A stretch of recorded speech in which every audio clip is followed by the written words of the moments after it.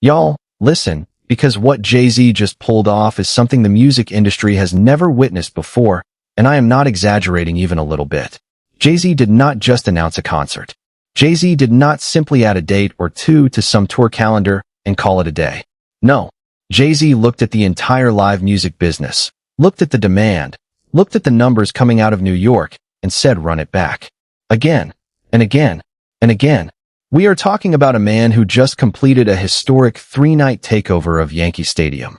A run so massive, so sold out, so culturally loud that the echoes are still bouncing off the concrete in the Bronx. And instead of taking a victory lap and disappearing into a boardroom somewhere, HOV turned around and added more shows, more cities, more countries, more nights.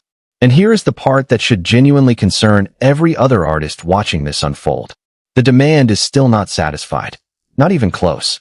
So if you thought the Reasonable Doubt 30th anniversary celebration was quietly wrapping up, baby, you could not be more wrong, because Jay-Z is just getting warmed up, and what I am about to lay out for you, the new dates, the cities, the pre-sale madness, and the lengths fans are going to get inside these buildings, is going to rearrange how you think about touring power in this era. Stay locked in, because later in this video we are also getting into Remy Ma declaring herself the perfect woman for any man breathing, and the internet has turned into a full-blown civil war over it. But first, we have to give Jay-Z his flowers and his scrutiny at the same time, because history is unfolding in real time and most people are missing how big this actually is. Now let's set the scene properly. 3 nights. Yankee Stadium. A hometown king celebrating the 30th anniversary of Reasonable Doubt, the album that started everything, the 1996 debut that turned a hustler out of Marcy Projects into a permanent cornerstone of American music. When those 3 Bronx shows were first announced, the whole world assumed that was the entire celebration. A legendary album, a legendary venue, a limited engagement, curtain closes, done. But the moment tickets went live, the internet buckled. Pre-sale codes vanished in minutes. Queues stretched into the hundreds of thousands. Screenshots of error messages became their own genre of content.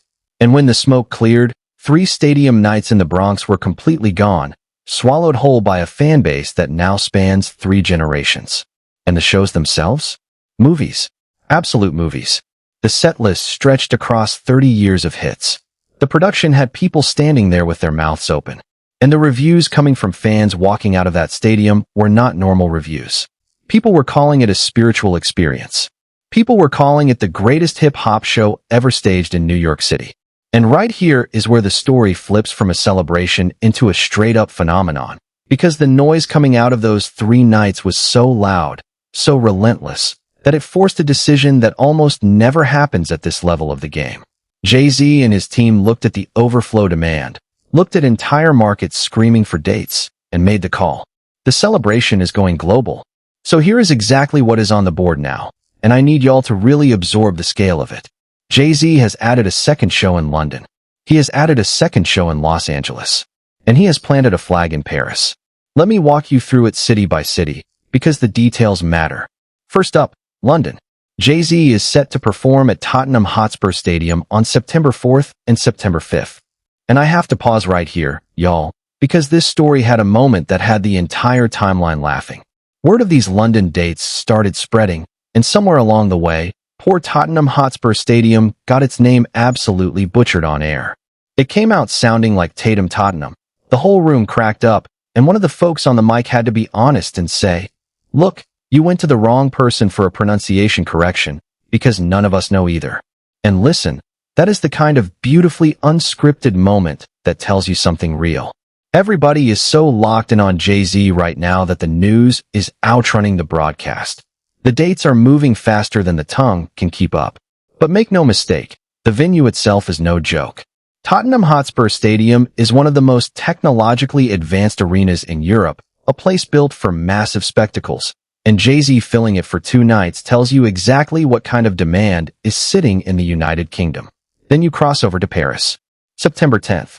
Jay-Z in Paris is not just a concert date. It is a cultural event, because the Carter family history with that city runs deep. Paris has been a recurring character in the Jay-Z story for over a decade, and a one-night celebration of Reasonable Doubt in that city is going to pull fans from all over Europe. And then, the West Coast. SoFi Stadium in Los Angeles. October 23rd and October 24th. 2 nights at one of the most expensive, most state-of-the-art stadiums ever built on planet Earth. The same building that hosted the Super Bowl. The same building where only the absolute giants of entertainment even attempt a booking, because you do not rent SoFi Stadium unless you are certain you can fill it. And Jay-Z is filling it twice. Now let that sink in for a second. 3 nights in New York. 2 nights in London. A night in Paris. 2 nights in Los Angeles. All of it orbiting one album that dropped 3 decades ago. And here is the question that I genuinely cannot stop turning over in my head, and I want you sitting with it too. When was the last time a rap artist, a hip-hop artist, commanded stadium demand across 3 countries and 2 continents in a single run? This is not arena business. This is not theater business. This is stadium business, the level usually reserved for the biggest pop stars and rock bands on Earth. And Jay-Z is doing it off the momentum of a 30th anniversary. Off nostalgia, mixed with legacy, mixed with a catalog so deep he could play a different set every night and still leave hits on the table. And y'all, the fan behavior around these announcements has been its own spectacle. The moment the added dates hit, the scramble restarted. People who missed out on the New York tickets, people who watched those queues crash and their screens freeze, suddenly got a second life. And the pre-sale situation is about to be absolute warfare. Pre-sales kick off tomorrow at 10 in the morning, and if the New York drop was any indication, you're going to have hundreds of thousands of people hitting refresh at the exact same second, credit cards ready, group chats coordinating like military operations. Some fans are already mapping out full travel plans, flying from the States to London, from the UK to Paris, treating this run like a pilgrimage. And can you blame them? Think about what this actually represents. Reasonable Doubt came out in 1996. There are adults walking around right now with careers and mortgages who were not even born when that album dropped. And yet they are fighting for tickets like their lives depend on it. That is not fandom. That is generational inheritance. Parents are bringing kids. Kids are bringing parents. 30 years of a soundtrack compressed into one stadium night. But hold on, because here is where it gets even more interesting. And this is the part that I need everybody to think about critically. Why is this happening now?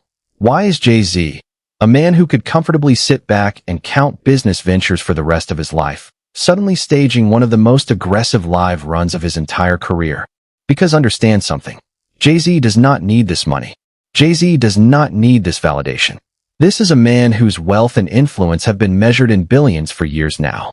So when someone at that level of comfort decides to get back on a stadium stage, night after night, city after city, continent after continent, you have to ask what the real play is. And there are a few theories floating around, and I want to lay them all out because each one says something different about where this is all heading. Theory number 1, the simplest one, is that this is purely about the legacy. Jay-Z understands, better than almost anyone in music history, the value of the moment. A 30th anniversary of your debut album is a once-in-a-lifetime checkpoint. There will never be another Reasonable Doubt 30th. And staging it in stadiums, on a scale no rapper has ever done for an anniversary, cements something in the history books that can never be taken away. Long after the charts shift and the algorithms move on, the record will show that in the summer and fall of 2026, Jay-Z filled stadiums across the Western world celebrating his first album. That is a permanent line in the permanent record.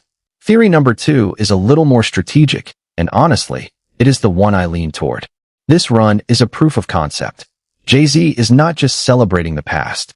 He is demonstrating to the entire industry, to promoters, to sponsors, to every power broker watching, that his live drawing power has not dipped one single degree. Because if HOV ever decides to do a full world tour, a real one, not an anniversary celebration, but a career-spanning stadium tour, the leverage he just built with these dates is astronomical. He can walk into any negotiation on the planet and point to sold-out nights in the Bronx, London, Paris, and Los Angeles, all in the same season. That is not a victory lap. That is a position of power. And theory number 3, the one that has the real conspiracy corners of the internet buzzing, is that all of this is a runway. That the anniversary shows, the global expansion, the relentless demand, all of it is building towards something bigger. New music. A final chapter. A farewell announcement dressed up as a celebration. Now, I am not saying that is confirmed, because it absolutely is not. Nobody from the camp has breathed a word of it. But think about the shape of this. A man celebrates where he started, at the biggest scale of his career, in the biggest venues of his life. If you were writing the ending to the Jay-Z live performance story, is that not exactly how you would write it? I am just asking the question, and I am going to keep asking it, because the pieces on this board are moving in a very deliberate direction. And meanwhile, y'all, the secondary market is already losing its mind. Resale prices for the original New York dates were climbing into numbers that would make your eyes water, and now with the added international dates, the whole ecosystem is spinning. You have fans refreshing ticket platforms like it is a full-time job. You have resellers positioning themselves to scoop inventory the second the pre-sale window cracks open. And you have this ongoing debate, a debate that gets louder every single time an artist of this stature does anything, about whether the ticketing system is even built to serve actual fans anymore, or whether the bots and the brokers are eating first and the real people are fighting over scraps. Because here is the cold reality. When Jay-Z adds a show, it is not just a concert going on sale. It is an asset class going on sale. Every seat in Tottenham Hotspur Stadium, every seat in SoFi, instantly becomes a tradable commodity the moment the purchase completes. And the fans know it. The resellers know it. The only people pretending not to know it are the ones running the platforms. Now, is that Jay-Z's fault? No, absolutely not. The man cannot control what happens to a ticket after it is sold. But it is part of the ecosystem his demand creates. And it is worth naming out loud, because for every fan celebrating these added dates, there is another fan staring at a screen knowing that by the time their queue number gets called, the only seats left will be priced like rent payments. So if you are planning to go after these tickets tomorrow at 10 a.m., y'all better come correct. Have your account logged in. Have your payment saved. Have your pre-sale code ready and your devices charged. Treat it like the playoffs, because that is what it is. And one more layer to this, because it matters. Look at what the city choices say. New York is home. That is the origin story. Marcy to Yankee Stadium, the boroughs claiming their king. London is the European stronghold, the market that has embraced Jay-Z harder than almost anywhere outside America for 2 decades. Paris is the romance city of the Carter Empire, woven into the music itself. And Los Angeles is the entertainment capital, the industry town, the place where power is measured and displayed. For cities, and each one is a chapter of the Jay-Z mythology. That is not a random tour routing, y'all. That is storytelling through geography. That is a man curating his own legacy in real time, planting the anniversary flag in every city that means something to the narrative. And the fans feel it. The conversation online is not just about tickets and set lists. It is about witnessing history. It is about being able to say, 20 years from now, I was in the building when HOV celebrated 30 years of reasonable doubt. That sentence is going to be a flex for the rest of these people's lives, and everybody knows it, which is exactly why the demand is not cooling off. It is accelerating. And let me go deeper on the London situation for a moment, because there is a detail in this rollout that a lot of people glossed right over, and it tells you everything about how carefully this machine is being run. Notice the sequence of the announcements. The original dates were never framed as a tour. It was always positioned as a celebration, a moment, a limited engagement honoring a specific album. And that framing is genius, y'all, because it does 2 things at once. First, it makes every single date feel like an event rather than a stop. Nobody talks about night 40 of some endless tour the way they talk about the Reasonable Doubt 30th anniversary shows. Scarcity creates meaning. And Jay-Z's team understands scarcity better than anyone in the business. Second, it gives them total flexibility. Because this was never sold as a fixed tour with a fixed routing, every new announcement lands like a fresh earthquake. A second London night is not an itinerary update, it is breaking news. 2 SoFi dates is not a schedule change, it is a headline. They have engineered a rollout where every edition generates its own wave of coverage, its own spike of urgency, its own round of fans sprinting to register for pre-sale access. That is not luck. That is architecture. And the industry is watching it happen in real time, taking notes, because you are going to see legacy acts across every genre try to copy this exact playbook over the next 2 years. Mark my words. The anniversary celebration as stadium event model is about to become the hottest template in live music, and it will be traced straight back to what HOV is doing right now. Now, I also want to talk about the timing, because the calendar here is not an accident either. September in London, September 10th in Paris, late October in Los Angeles. That spacing is deliberate.